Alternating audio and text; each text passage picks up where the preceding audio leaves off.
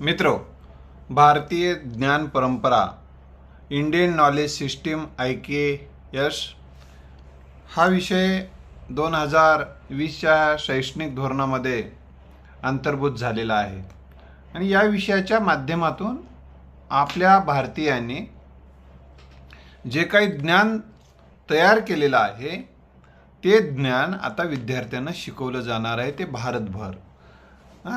ज्या ठिकाणी हा काही एक दोन राज्य वगळता बाकीच्या सगळ्या राज्यांनी जवळपास आता भारतीय शिक्षा नीती,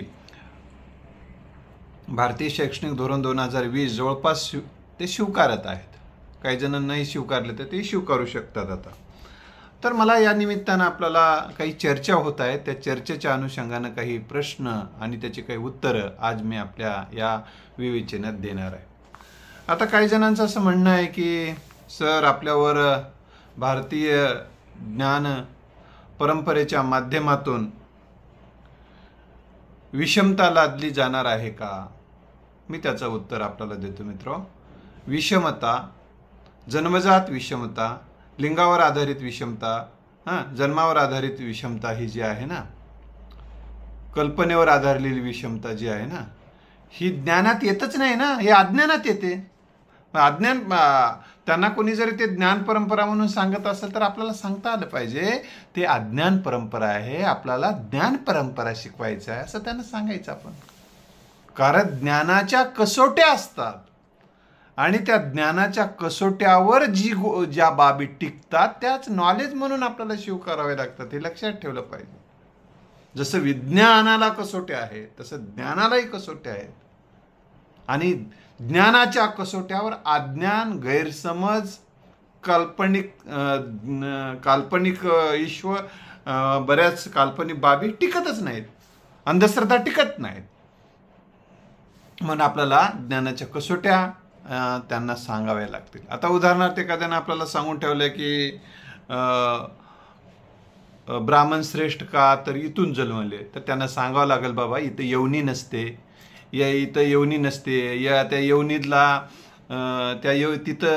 इथं योनी नसते, इथं मांड्यामध्ये योनी नसते, पायाला योनी नसते, सांगावं लागेल।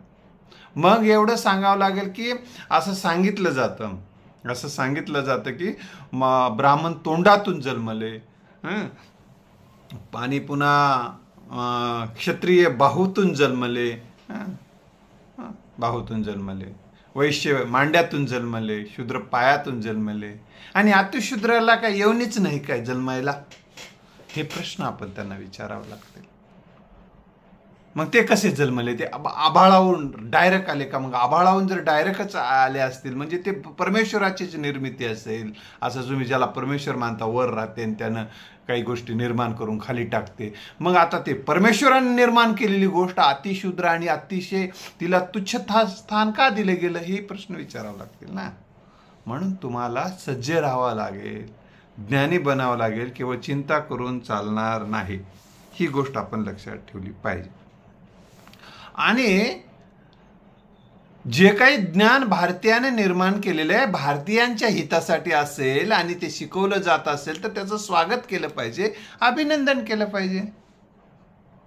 त्याचा एवढा ते द्वेष करतात म्हणून तुम्ही पण द्वेष करायचं का? असं काही नाही, हे लक्षात ठेवलं पाहिजे। आणि तुम्ही ज्यांना विषमतावादाचे समर्थक म्हणून त्यांचा जे द्वेष करता ते मूळ ऋषी हे विषमतावादाचे समर्थक होते का, हे तपासून पाहावं लागेल। आणि ऋषीचं तर काही आधी आपल्या लोकपरंपरेत असं म्हटलं जातं, गंगेचं मूळ आणि ऋषीचं कुळ विचारू नये, म्हणजे तिथं कुठेही ऋषीला कुठल्या जातीय धर्माचे असे विषमतेचे अहंकाराचे कंगोरे नाही आहेत बऱ्याचदा। कोणी तुम्ही जर त्यांच्या जन्म कहाण्या जर वाचल्या तर व्यासाची निर्मिती कशी झाली वगैरे बघितलं तर तुम्हाला ते जे जातीवादी किंवा असं काही दिसतच नाहीत, ते लक्षात आलं। त्याच्या तत्वज्ञानात कुठं काही आलं असेल तर आपण ते दूर करण्यासाठी आधी हे लक्षात ठेवलं पाहिजे केवळ त्या ग्रंथात असं आहे आणि तसं आहे हे सांगणं म्हणजे ज्ञान परंपरा प्रभावित करणं नाही, हे लक्षात ठेवलं. काळानुरूप त्याच्यावर आपण आपल्या बुद्धीच्या कसोटीवर काही गोष्टी कालबाह्य होतात आणि आता कोणत्या गोष्टी कालबाह्य झालेल्या आहेत हे देखील विद्यार्थ्यांना पटवून देणं ही खऱ्या अर्थानं ज्ञान परंपरा प्रवाहित करणं. जुनं सगळंच आपण काही जसंच्या तसं समोर देतो का? जसेच्या तसं तोंडात भाकर घालतो का? एक भाकर घेतली आणि तोंडात जशी कोंबली असं होत नाही ना. तिला ज्या पद्धतीनं आपल्याला ते ग्रहण करावं लागतं तसं ज्ञानाचं ग्रहण करताना त्याच्यावर काही संस्कार करावे लागतात. काळानुरूप काही गोष्टी जर त्याच्यात सोडून देण्यासारख्या असतील तर सोडून द्यावं लागतं. एका ठिकाणी म्हटलेलं आहे, मिळमिळते अवघे टाकून द्यावे, निक्के तेवढे घ्यावे. निक्क घ्यावं, निक्क घ्यावं, ही गोष्ट आपण लक्षात ठेवली पाहिजे.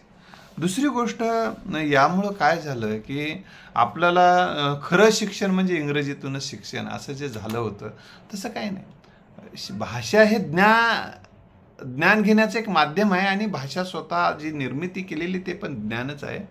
पण भाषेच्या ज्ञान निर्मितीसाठी आणि ज्ञानाचं वहन करण्यासाठी, संदेशाचं वहन करण्यासाठी भाषेची महत्त्वाची भूमिका आहे, महत्त्वाचं कार्य भाषेचं आहे. त्यामुळे कोणती भाषा श्रेष्ठ आणि कोणती भाषा कनिष्ठ असं असत नाही, हे देखील या निमित्तानं विद्यार्थ्यांना आपल्याला पटवून द्यावं लागते. लक्षात आलं का? आणि कोणतीच भाषा देवानं निर्माण केली आणि दुसऱ्या भाषा म्हणजे माणसानं निर्माण केल्यात असं नाहीये. सगळ्याच भाषा माणसाने निर्माण केलेल्या आहेत. असा प्रश्न देखील विचारण्यात आलेला आहे, संस्कृत देवे केली तर मराठी प्राकृत जी आहे आपली ते काय चोरापासून आली आहे असा प्रश्नही नागदेवचार्यांनी विचारलेला आहे. लक्षात ठेवा. आपण हे काय चोराने निर्माण केली का मग आमची भाषा? आमची मराठी भाषा आहे ही काय चोराने निर्माण केली? असे प्रश्न उपस्थित करण्यात आलेले आहे. ही ज्ञानाच्या प्रक्रियेत जिज्ञासा असते. ज्ञानाच्या प्रक्रियेमध्ये काय असते? प्रश्न विचारले जातात आणि अज्ञान प्रश्न विचारू देत नाही, हे लक्षात ठेवा. अज्ञानाला प्रश्न आणि चिकित्सा आवडत नसते. अज्ञान परंपरा आपल्याला शिकवायचीच नाहीये, हे लक्षात ठेवा. आणि आपल्याला सांगावं लागेल हे अज्ञान परंपरा आहे, हे ज्ञानाच्या परंपरेत, कारण आम्हाला चिकित्सेवर हे टिकत नाही, प्रश्न विचारल्यानंतर हे टिकत नाही, त्याला पुरावे देता येत नाहीत. ज्ञानामध्ये पुरावे लागतात, पुरावे देता येत नाहीत. आणि ते पुरावे ते काल्पनिक देतील, ते अज्ञानावर आधारितले पुरावे देतील तर आपल्याला सांगावं लागतील काल्पनिक आधारावरचे पुरावे आम्हाला चालणार नाहीत. ते बुद्धिनिष्ठ असले पाहिजे, ते अनुभवाला आलेले पाहिजे, अनुभवनिष्ठ असले पाहिजे. ते पडताळून पाहता आले पाहिजे. ज्ञानाची ही कसोटी आहे, पडताळून पाहणे, त्याचा अनुभव घेता येणे. लक्षात आलं? बघा, इतरांबद्दल आपल्या मनामधलं आता एक उदाहरण सांगतो, ज्ञानाचे एक उदाहरण कसोटी. तथागतांनी एका ठिकाणी असं म्हटले की मनानं निर्माण केलेल्या बाबी मनाने नष्ट करता येतात. एखाद्या मनानं आपला गैरसमज झालेला असेल कोणाचा, आपण उगाच घरात बसून एखाद्या व्यक्तीबद्दल गैरसमज करून बसलेला असेल, त्याचाच हा डाव असेल म्हणून, तर आपल्याला जर सत्य समजून घेतलं तर मन म्हणते नाही रे, ते नाही, त्यात चुकलं नाही, काहीच नाही, एकदम निर्मळ. त्याच्याकडे पहिलेच्या पेक्षा आपण आदरानं पाहतो. मग मनानं निर्माण केला होता गैरसमज, मनानंच दूर झाला की नाही? लक्षात आलं का? मग काय नाही, काही जण काय म्हणतात, मनानं निर्माण केलेली काही समस्या असेल, प्रश्न असतील, अडचणी असेल, काही मनानं केलेलं पाप असेल तर या जन्मामध्ये मुक्तता नाही, पुढच्या जन्मामध्ये त्याचा मुक्तता. मग त्याच्यावर उपाय काय? तर या जन्मामध्ये फक्त नामस्मरण घ्या.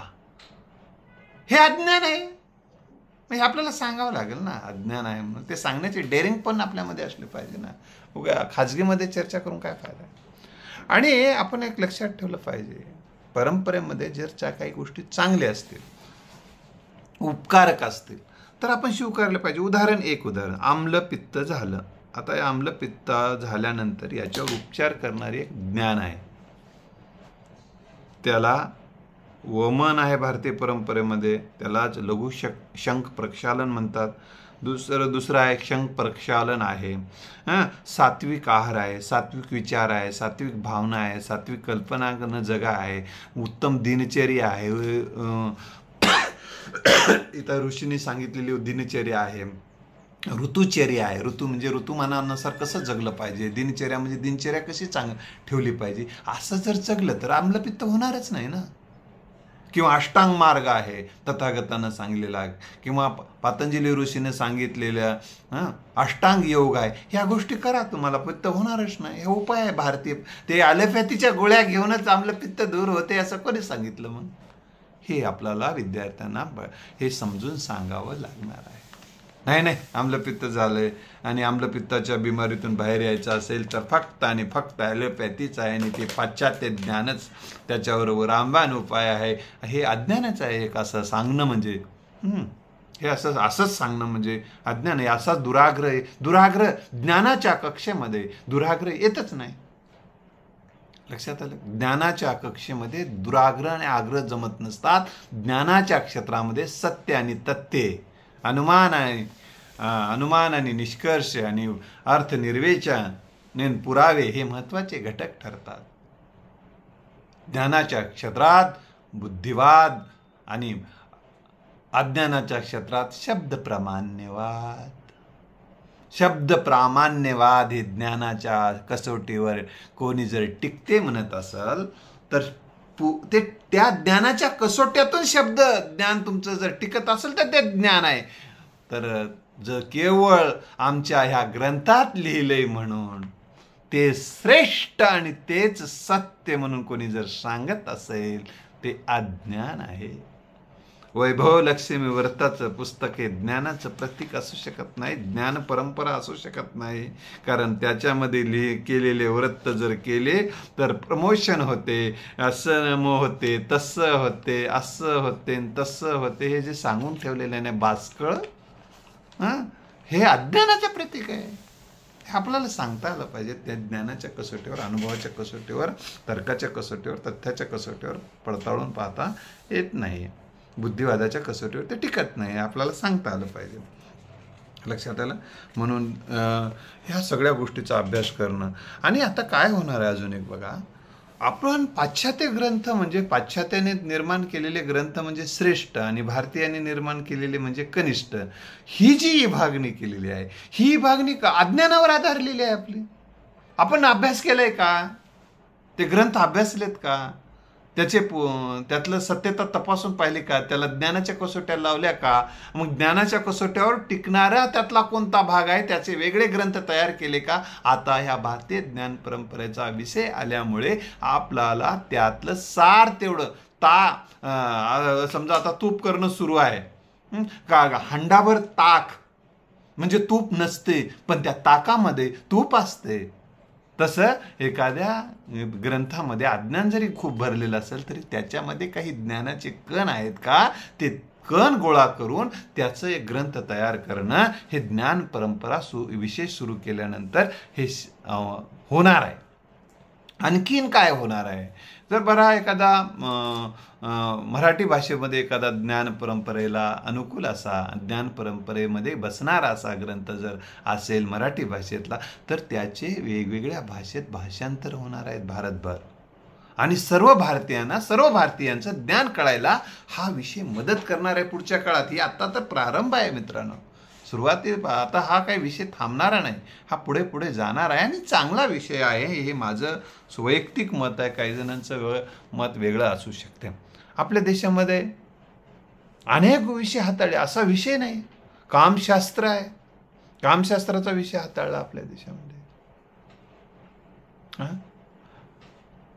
आपल्याला केवळ सेक्स नॉलेज घ्यायचं असेल तर मग फॉरेनचंच घ्यावं असं कोणी सांगितलं? इथले पण नॉलेज आहेच ना. तर त्याही गोष्टी आपल्या देशामध्ये स्थापत्यशास्त्र आहे. इंजिनिअरिंग म्हणजे केवळ फॉरेनचीच इंजिनिअरिंग आहे असं नाही आहे. आपल्या देशामध्ये स्थापत्यशास्त्र होते, आपल्या देशामध्ये इमारती बांधल्या, पुलं बांधले, आपल्या देशामध्ये आपल्या देशामध्ये किल्ले बांधले. त्यावेळेसचं जे काय मटेरियल वापरत होते असं काही नाही. आणि दुसऱ्यांचं काही घ्यायचंच नाही असंही काही नाही ना. आता त्याचं मिश्रण करू शकतो आपण.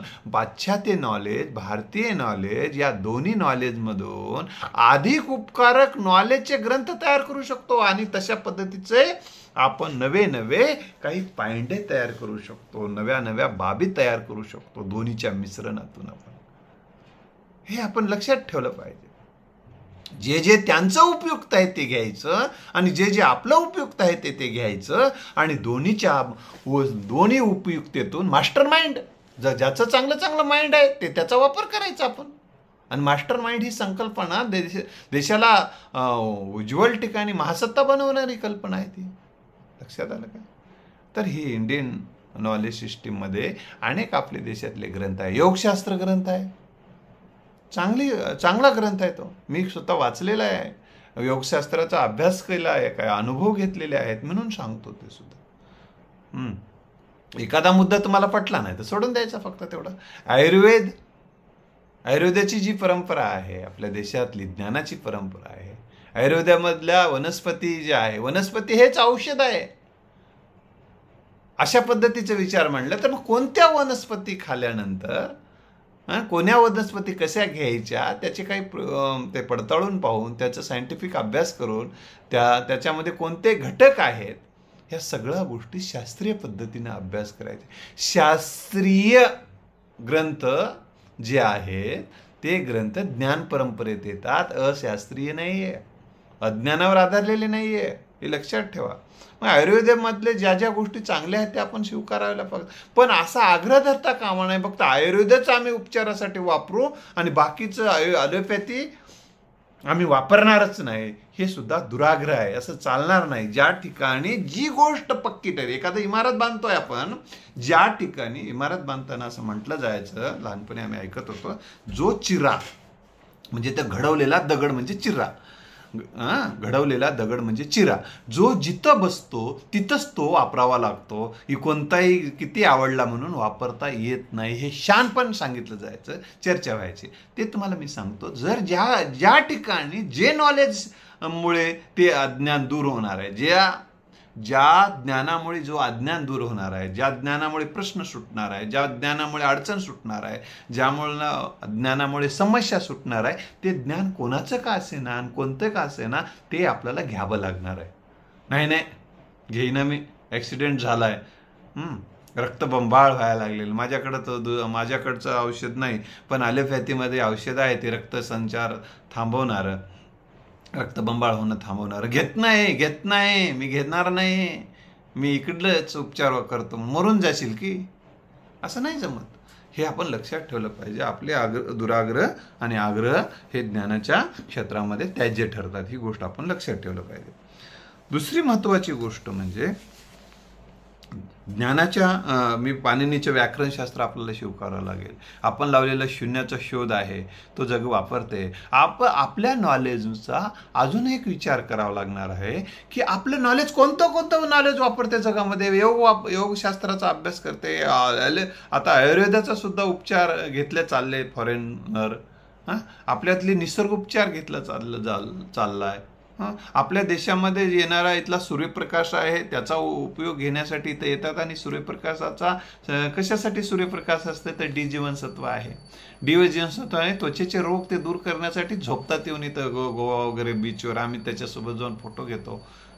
ते त्यासाठी झोपतात की त्याचे डी जीवनसत्व असते, त्याच्या शरीराला ते विशिष्ट असं तेल लावून ते झोपतात. आणि हा त्याच्यामागे एक कारण आहे. आणि आणखीन अनेक कारण आहेत. अतिशय थंड प्रदेशामध्ये काम उत्तेजना न झाल्यामुळे काही गर्भधारणा होत नाही काही प्रदेशामध्ये, म्हणून इथल्या उष्ण वातावरणामध्ये काही येऊन इथं राहून गर्भधारणा करून घेऊन तिकडेच ते जात असतात. ह्या गोष्टीचा अभ्यास शास्त्रीय पद्धतीनं करावं लागेल आपल्याला. लक्षात आलं. तर ह्या मम्मटाचं काव्यशास्त्र आहे, मम्मटाचं काव्यशास्त्राचा अभ्यास आजही आपण करतो आणि त्याच्यात वाईट काहीच नाही, चुकीचं काहीच नाही. मम्मटाचं काव्य लक्षणं त्यांनी जे सांगितलेलं आहे. मम्मटच म्हणतात की बाबा साहित्य का लिहिलं जाते, साहित्य का वाचलं जाते, ते खरं आहे. ते कसोट्या आहेत ते सांगितलेल्या.